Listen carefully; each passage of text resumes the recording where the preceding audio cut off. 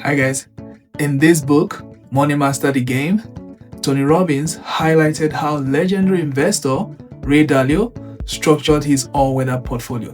By the way, this is one of the best finance books I've ever read. Let's get right into it. So here's how Ray Dalio would invest $100,000. He's mentioned in this book that he's going to put 40% in US bonds, 30% in stocks, 15% in intermediate US bonds, and 7.5% in commodities, while he's going to put 7.5% in gold. That's a timeless formula. But if I were to invest $100,000 today after tax, here's how I'll structure mine. And the last one is big secret, guys. Now, 30% I'm going to put in index funds for steady long-term market growth. 25% I'm going to put in fixed income for stability and some income right there. All right, I'm going to put 30% in real estate property, right, to pay mortgage or to buy REITs for passive income.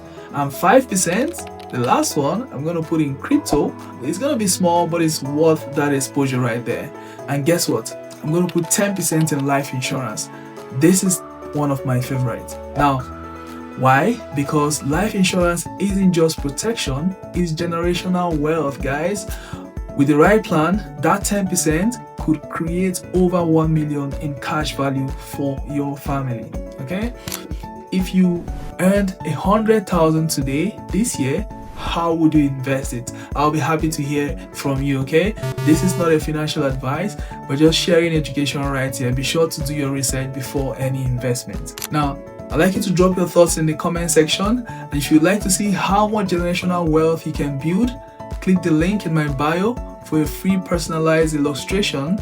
Now, I'd like you to share this with your friends that would like to hear this. Okay, till I catch you next time, have a good one. Bye now.